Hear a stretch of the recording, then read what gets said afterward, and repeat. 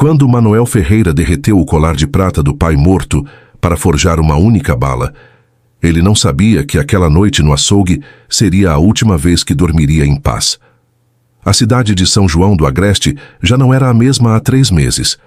Tudo começou quando encontraram o corpo de Zé das Couves dilacerado na estrada velha, as entranhas espalhadas num raio de 10 metros, como se algo tivesse comido por dentro.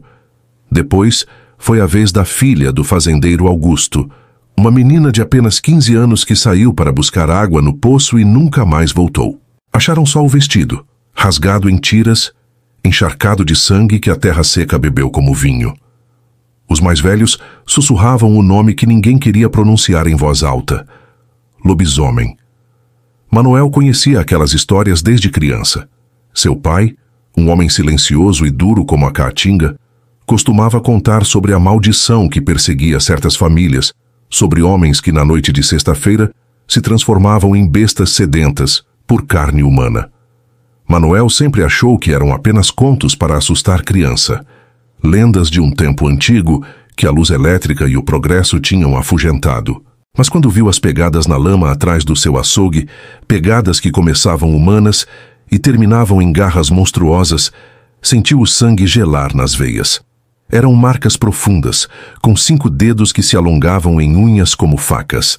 A distância entre uma passada e outra era impossível para um homem comum. E o cheiro. Deus do céu, aquele cheiro de podridão misturado com algo selvagem, algo que não pertencia a este mundo, grudava na garganta como um vômito que você não consegue expelir. Na quinta-feira à noite, Manuel tomou sua decisão. Não ia esperar a besta vir buscar mais ninguém. Não ia deixar que ela levasse sua mulher, seus filhos, seus vizinhos. Ele era açougueiro há 23 anos. Conhecia a anatomia animal melhor que qualquer veterinário da região. Sabia exatamente onde enfiar a faca para matar rápido e limpo. E se lobisomem era meio homem, meio fera, ele ia descobrir qual dos dois sangrava mais. Passou a sexta-feira inteira preparando a armadilha. Esvaziou os 3 freezers do açougue, puxando cada peça de carne com as mãos trêmulas. Costelas de boi ainda gotejando sangue. Linguiças frescas que ele mesmo tinha feito na quarta. Frangos inteiros com a pele arrepiada pelo frio. Pendurou tudo nos ganchos perto das janelas, deixou os cortes mais sangrentos nas mesas de mármore. Espalhou miúdos pelo chão de cimento. O açougue parecia o cenário de um massacre. A tarde caía pesada sobre São João do Agreste, aquele tipo de calor úmido que gruda na pele e não sai nem com reza. Manuel abriu todas as janelas do açougue, deixou a porta dos fundos entreaberta. O cheiro de carne crua começou a se espalhar pela rua deserta, um convite sangrento, que flutuava no ar quente como uma promessa de morte. Mandou a esposa e os filhos para a casa da irmã dela, em outra cidade. Disse que tinha trabalho acumulado, que ia passar a noite organizando o estoque. Ela olhou fundo nos olhos dele, daquele jeito que mulher tem de ler a alma do marido, e não disse nada. Apenas beijou sua testa e partiu levando as crianças, como se soubesse que podia ser a última vez. Quando a noite começou a engolir as últimas manchas de luz no horizonte, Manuel estava sozinho. Trancou a porta da frente por dentro. Verificou a espingarda calibre 12 pela 5ª vez. A arma estava carregada com cartuchos normais nas 2 câmaras, mas no bolso da camisa, embrulhada num pedaço de pano vermelho, estava a bala que tinha fundido na oficina do ferreiro. A prata do colar do pai tinha derretido devagar, relutante, como se soubesse o destino que a esperava. O ferreiro moldou a bala sem fazer perguntas, mas seus dedos tremiam enquanto trabalhava. Manuel se posicionou no depósito dos fundos, atrás de umas caixas de papelão empilhadas, com visão clara para o açougue inteiro. De lá, podia ver as janelas abertas, a carne pendurada balançando levemente com a brisa noturna, e a porta dos fundos, que rangia a cada sopro de vento. Desligou todas as luzes, exceto uma lâmpada fraca no corredor, o suficiente para não ficar no escuro completo, mas sem espantar a criatura. As primeiras horas passaram devagar, como sangue coagulando.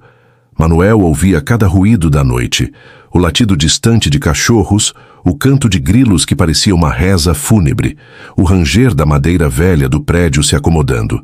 Seu coração batia forte demais. alto demais. Tinha certeza que a besta ia ouvir o tamborilar do seu medo. Meia-noite chegou e passou. 1h da manhã.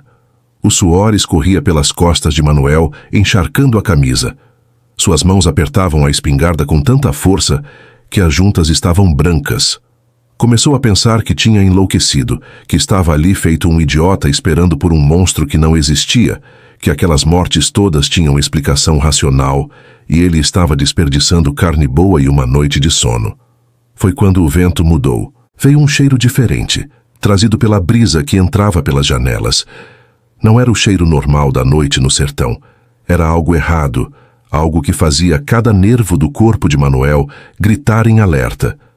Cheiro de carne podre misturado com urina de animal selvagem, com terra de cemitério, com algo ancestral e maligno que não devia caminhar sobre a terra dos vivos. Os cachorros da vizinhança começaram a latir. Não aquele latido normal de cachorro avisando de visita. Era um uivo de terror puro, um grito desesperado de animal que reconhece predador superior. E então, tão rápido quanto começou, o silêncio. Um silêncio absoluto, antinatural, como se a noite inteira tivesse prendido a respiração. Manuel ouviu então. Passos. Lentos. Deliberados. Não eram passos humanos. Tinha algo errado no ritmo, no peso, na cadência. Eram passadas longas demais, pesadas demais, e vinham acompanhadas de um som arrastado, como garras raspando no asfalto da rua. A criatura parou do lado de fora. Manuel não conseguia vê-la ainda, mas podia sentir sua presença como uma pressão física no peito. Um peso que dificultava a respiração. Ouviu fungadas profundas, roucas, o som de algo farejando o ar. A besta tinha captado o cheiro da carne. Por longos minutos, nada aconteceu. A criatura apenas circundava o açougue, invisível na escuridão lá fora, mas tão presente quanto a própria morte.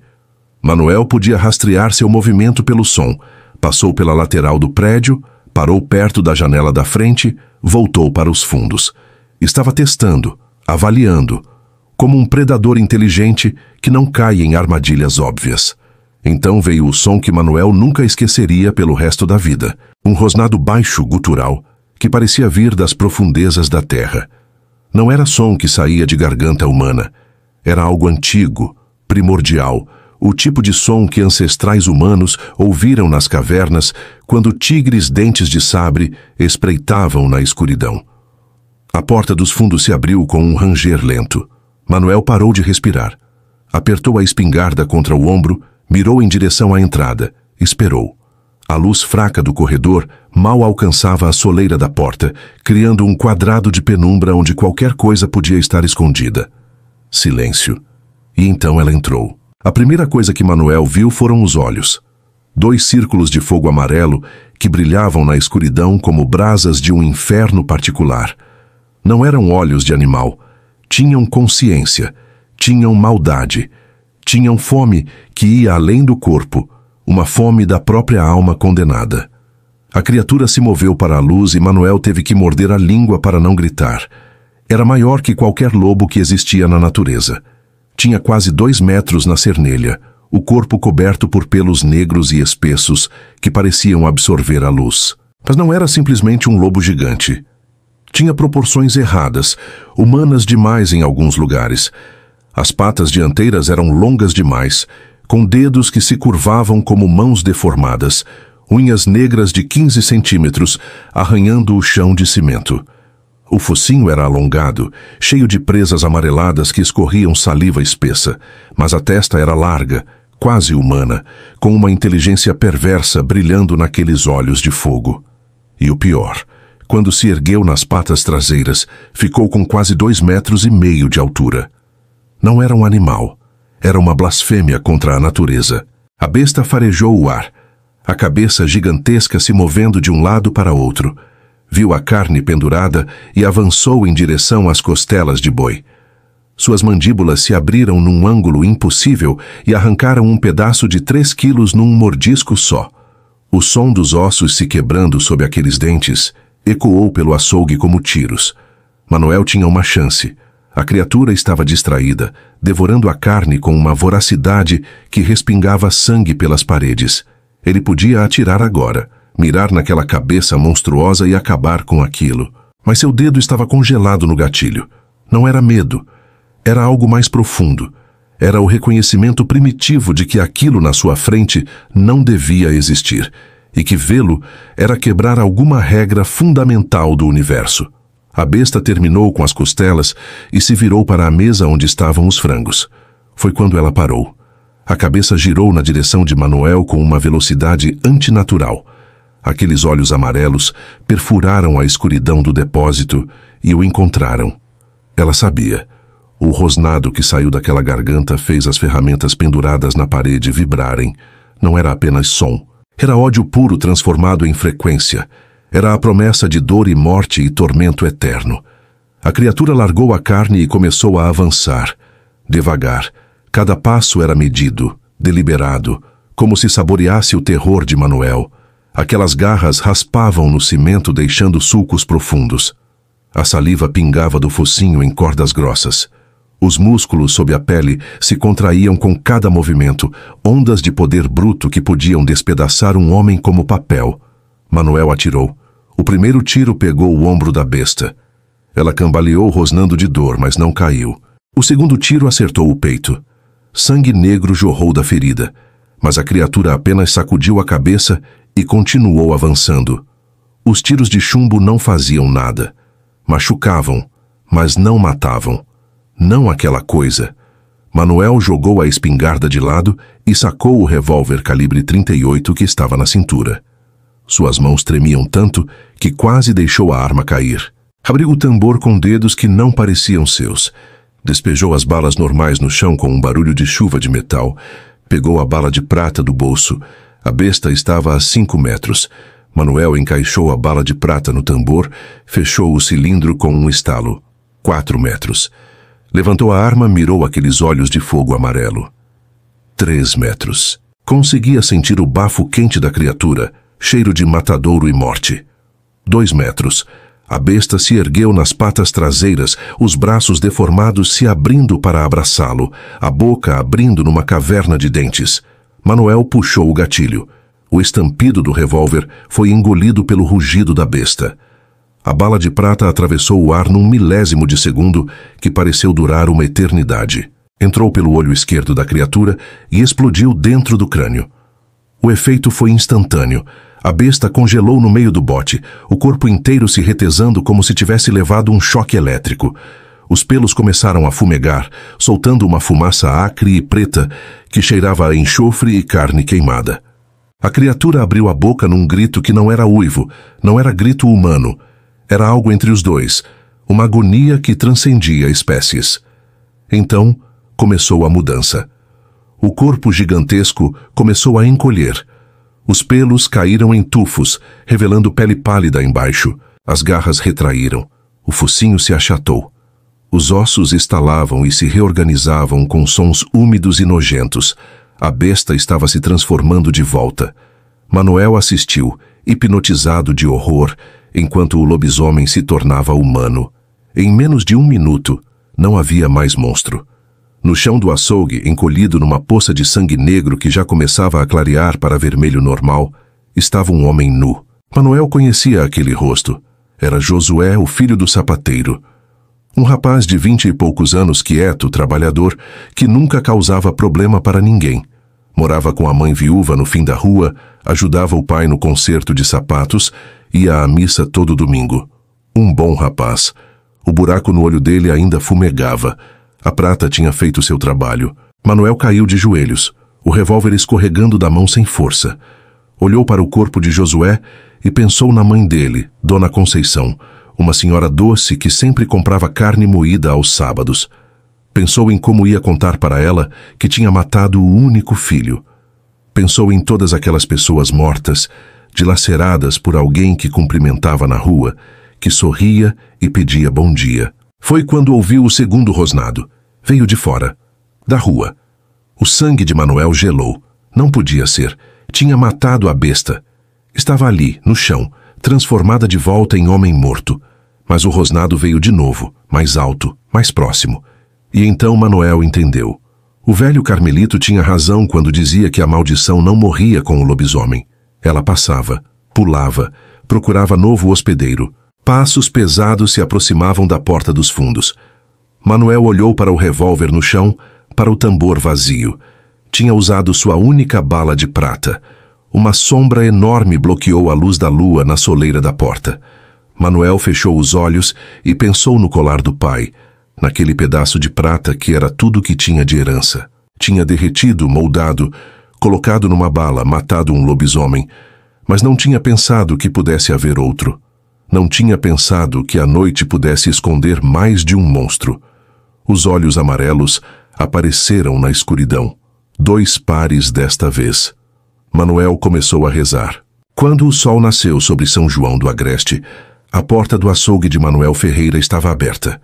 As moscas já tinham encontrado o sangue.